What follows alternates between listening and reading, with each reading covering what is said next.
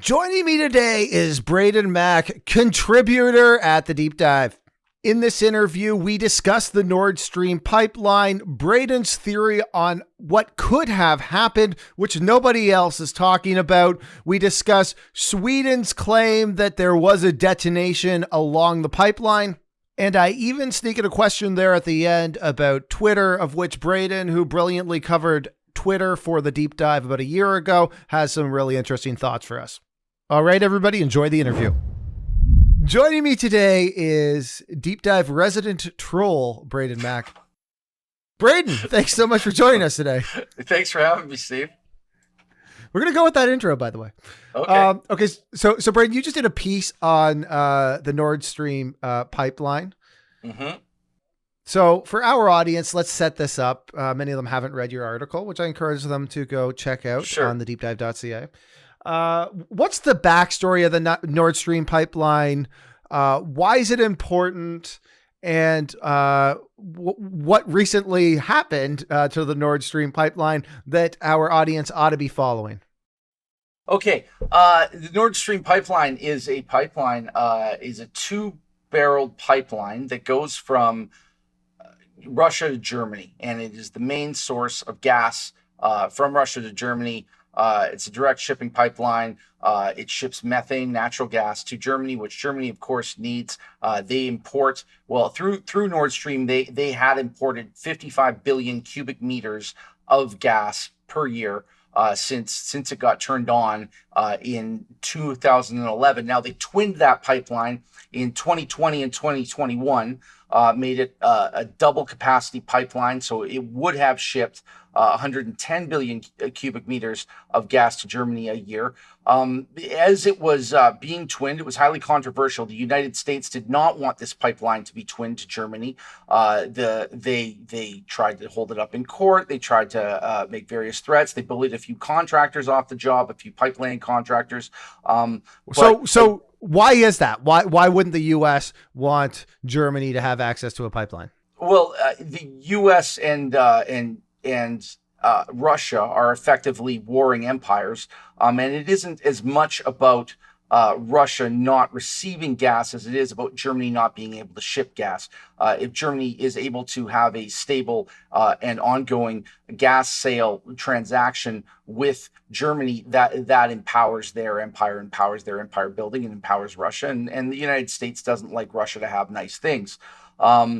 Furthermore, it gives Germany a reason to be beholden to Russia because they need that gas, and that becomes their main gas supply.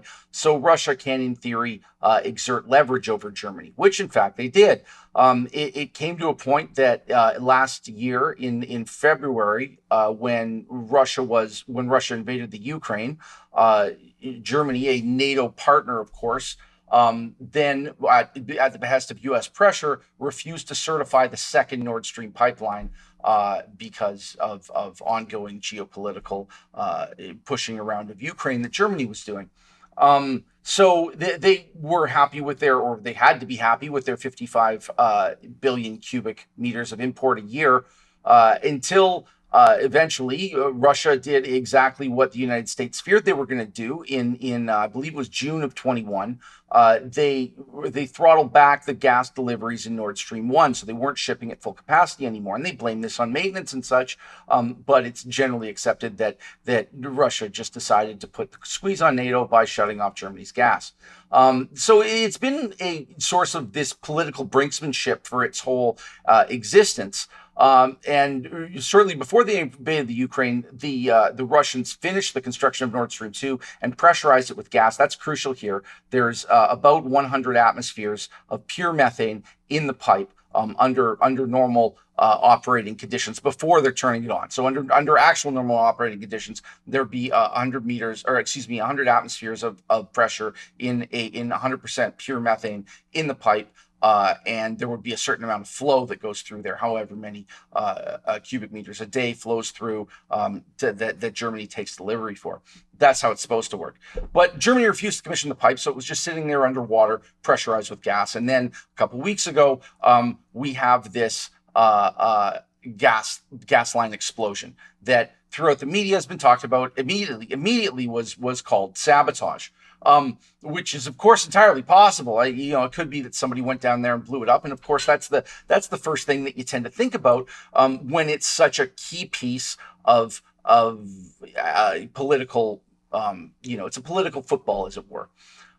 So I wrote something the other day that got a lot of traction that basically said, just because it blew up doesn't mean someone blew it up.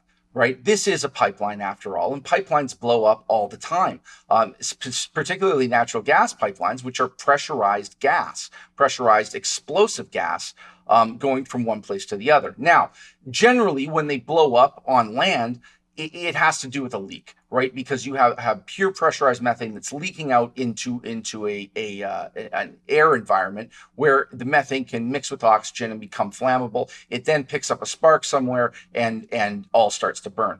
There's rapid expansion. Usually it blows the pipe apart. All kinds of things can happen. Underwater, of course, there's no air. And within a pure methane pipe, there's also no air. So in theory, if something's in there sparking around, if somebody dropped a tool in there when they were laying the pipe, or if there's maybe a broken piece of metal in there or a bad ground somewhere, so the friction of the methane on the inside of the pipe causes static, like there's all kinds of things that can spark. And in pure methane, it doesn't matter because you need oxygen to burn. It needs to be an oxygen and methane mixture, right? So what I had brought up in this article was the fact that we're in a situation where the two ends of this pipeline are controlled by two different entities, right? They used to be controlled both by Gazprom, the Russian state gas company, but the Germans nationalized, or sort of were on their way to nationalizing their end of it, Gazprom Germania. So they controlled it. The German Energy Commission had taken over Gazprom Germania, and it was under its control, and they were in the process of possibly expropriating it. In fact, right before this happened, there was a non-sufficient funds story where Gazprom, for the former Gazprom Germania, which is now called CEFE, Securing Energy for Europe,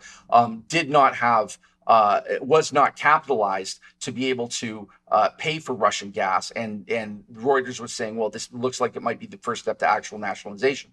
But the point is that two ends of this pipe were controlled by two different parties, one by the Germans, one by the Russians. Now, normally these parties would coordinate so that they knew what the flow rate of these pipes were and how this was working. But we're in a situation here where they don't have an incentive to cooperate, and in fact, don't really like each other.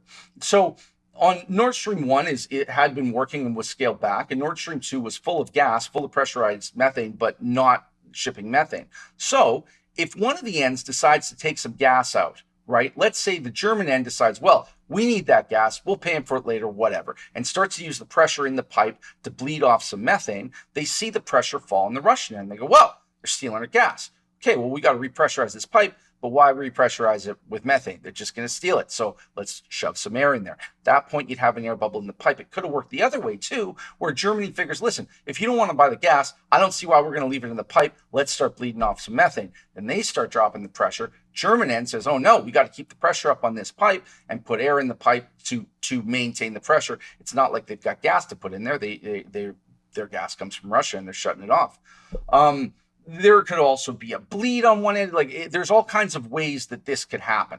There's all kinds of ways that parties that are not communicating and not getting along can mishandle this type of infrastructure. And there are ways that air could get in that pipe. I'm thinking more like it came from the German end now because the explosion was on the German end of the pipe. So that makes a little more sense. But one way or the other, once you've got air and methane in the right mixture in the pipe, all it needs is a spark and it's going to blow up. There's no two ways about that. It is made to explode. It's under compression. It's the same as happens in your car when a piston is compressing against the cylinder, and then you get a spark from the spark plug. There's an explosion, and that's what drives the car, right? And an explosion of a large enough size, even a small enough size, could absolutely blow a pipeline to smithereens. Now, there were, of course, 4 blowouts on this. At least there are 4 leaks that we know of from surface. It's possible that a large enough blowout in Nord Stream 2 could have dinged Nord Stream 1 and created other leaks in that, plus dinged a weak weld downstream as the pressure expanded. Who knows, right? What we've got a story out of Sweden this morning about that there were detonations underwater, which I mean, obviously it didn't, a whale didn't hit the pipe, something blew up. I guess what I'm writing is that explosion could well have come from inside the pipe, as opposed to from an outside sabotage. Without ruling that out, I mean, it's entirely possible that the pipe was sabotaged, but it's also entirely possible that there was a blowout from within the pipe, because it's not like that kind of thing never happens. In fact, it happens quite frequently.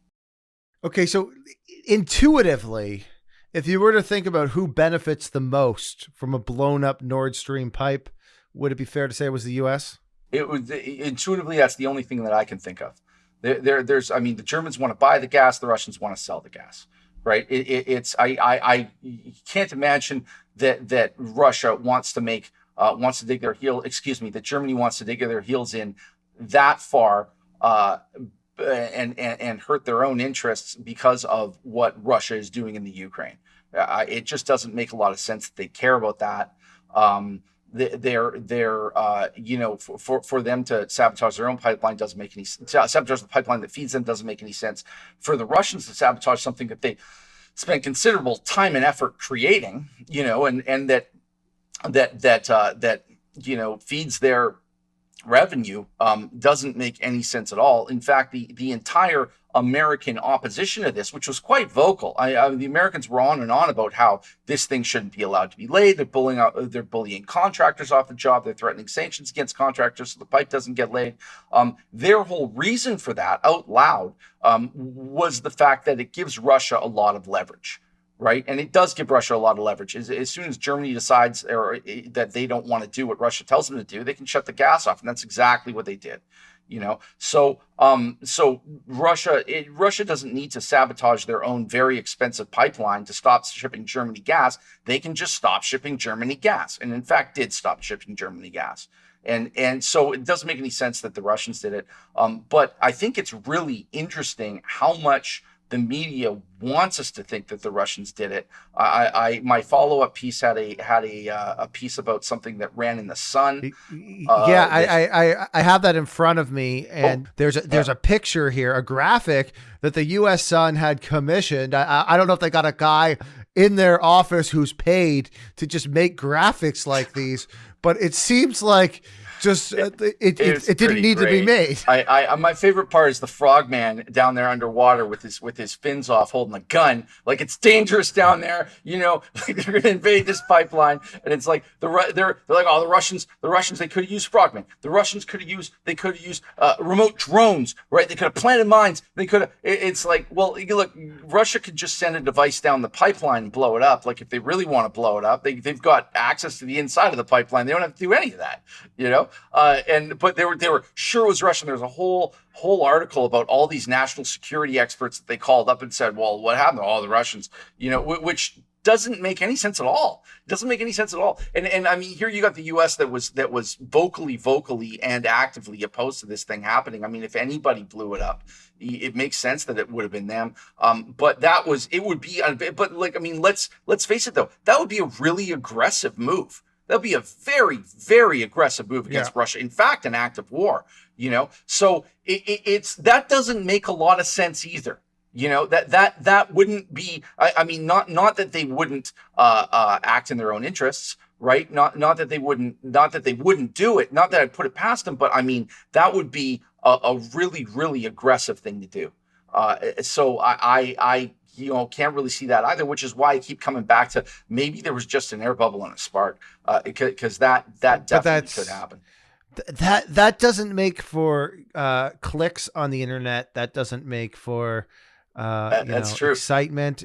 People want to hear. They want drama. Good guys and bad they want excitement. Guys, they want actions. They want frogmen, Braden. Ain't no frogman if it blew up on its own. That's for sure. So yeah, I mean, hey, they're in the business of shipping stories.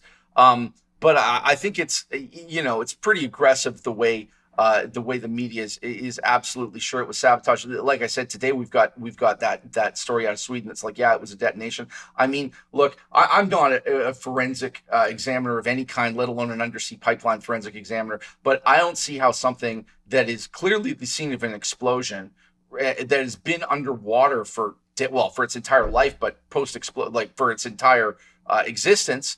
I don't see how you could really tell anything from that. I mean, the sea does all kinds of things, right? Like, I mean, it's been washed and washed. Are you going to find what, plastic explosives down there? No, whatever it is, it's been blown to smithereens. So no one's seen any pictures out of it. All we get is surface pictures of the leaks. No one can get anywhere near it. I don't know. It's just hard to know. So I think that, I mean, I want to reiterate here that I don't know what happened any more than anyone else does.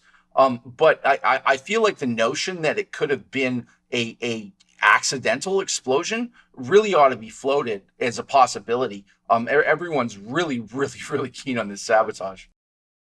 Okay, so Braden, loved the piece. I got one last question for you. I'm gonna change gears here. I know you've covered Twitter in the past. It's part of the national or the international financial media headlines everywhere. I wake up every day. I get up. I go to CNBC, or I turn on CNBC Squawk Box. They're literally dedicating 50% of their morning news program to it, and that is the Elon taking over of Twitter. Now, you covered Twitter about a year ago on the dive. I've got to ask you, do you think it's possible that Elon can make Twitter better? I mean, anything's possible. You asked me about this last time too. It just never goes away, huh? No.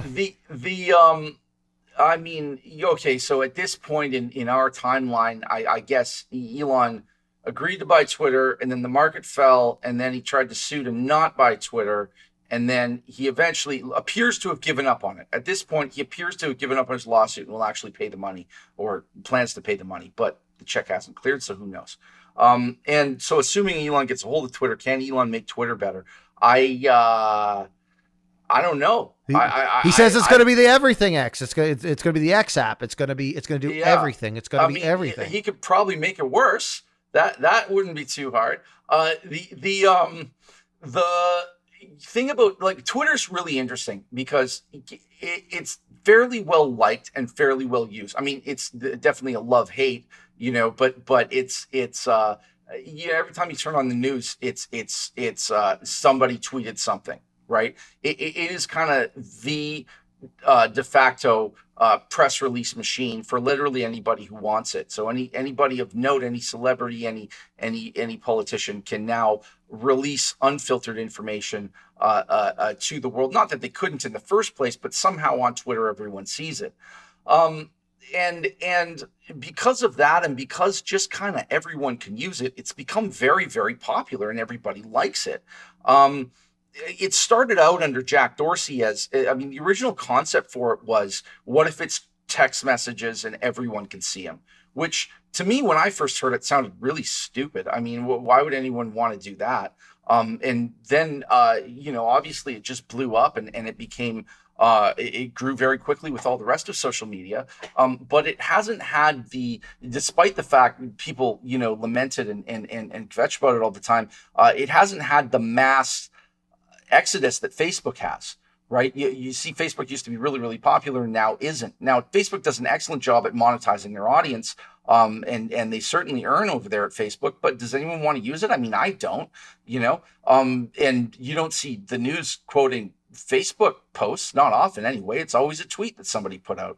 So Twitter's popularity has to do with the fact that everyone wants to use it, right?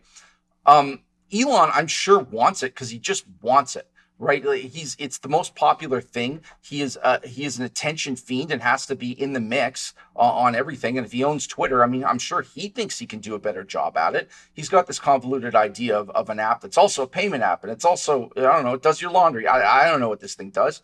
I can't imagine that screwing with something that works so well would really work. But I think that's that's ultimately some kind of screwing with it is what you're going to have to do to make it pay. And that's ultimately what investors want. That's what his backers want. That's what he wants. So I'm not sure how exactly that's going to work. I'm sure that Twitter is popular for a reason. I think if you leave it the way it is, it's going to get more and more popular. Will that make it pay? I don't know. Nobody's been able to do that yet. Not really. I think that the best periods of growth in Twitter, in users, and I think in revenue too. Yes, in revenue too. It came under Jack Dorsey.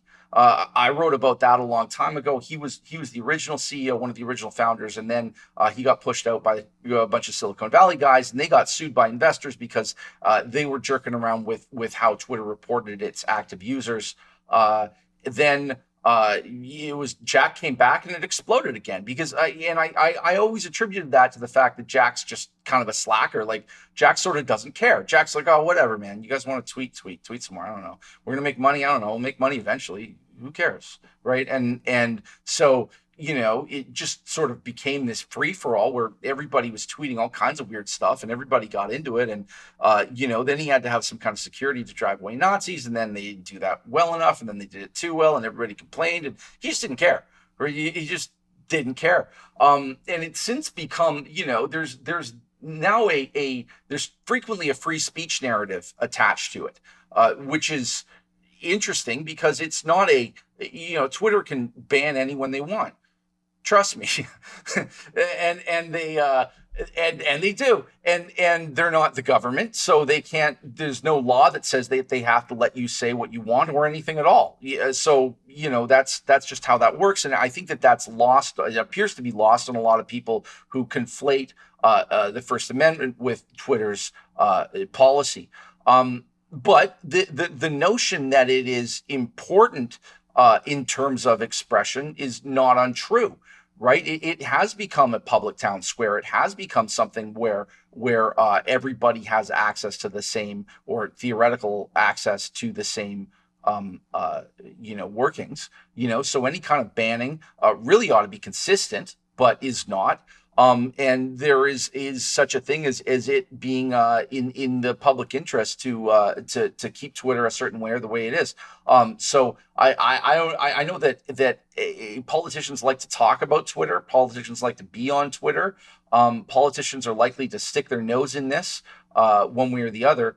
But I'm not sure what Elon can do to make it better. I'm not sure if he wants to make it better or cares if it gets better. He certainly cares if it becomes more of what he wants it to be. I don't know what that is, and I expect that probably changes from day to day. So I think that there's it doesn't seem to me like this guy's got a plan at all. Right. I mean, this is a guy who agreed to pay it for a certain price and the market went down and threw a fit and is now going to actually buy it and isn't, Elon doesn't really think about money. Not really. I mean, he's got enough to buy Twitter. He's got enough to get a crew together to buy Twitter. So, he'd like us to think that he's in this for altruistic reasons, but I have a trouble believing that. I think he's in it for his own reasons, and he's in it to advance his own interests.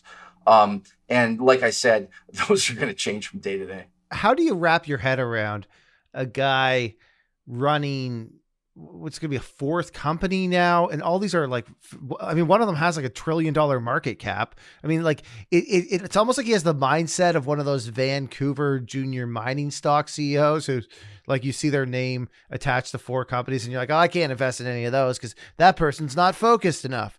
And Right. then we're talking about Elon Musk, who seemingly has pulled it off quite well. I know Tesla shorts hate to hear this, but Tesla's done, some pretty incredible things. I mean, listen, the guy's not the richest man in the world by accident. He's clearly the best stock promoter that's ever existed. I mean, there's no two ways about that. But market success isn't the same thing as business success, and it's not the same thing as real world success, right? These companies are all startups, with the exception of maybe Tesla. They're money losing companies. They're supposed to be achieving something. What that something is, well, it depends. I don't know. I'm not sure that any of it's all that great. It certainly depends who you talk to. But I mean, he's very, very successful at creating equity value in a low rate environment, I might add. He did have a lot of help from the tailwinds of the markets, and I mean, as soon as the rates went up, this is when he's getting into trouble with Twitter. I think he expected to just buy it and have the stock price go up because he was involved, right? And that doesn't happen at that market cap with that established a company, but it might happen yet. So we'll see. All right. Well, Braden, thanks so much for hopping on here today. I appreciate all the work you're doing, and hopefully you'll come back on when you got more stuff to talk about. I know you got a few more irons in the fire. Looking forward to reading those. And thanks so much for your time today. Thanks for having me, Steve. Thanks, Chris. See you guys soon.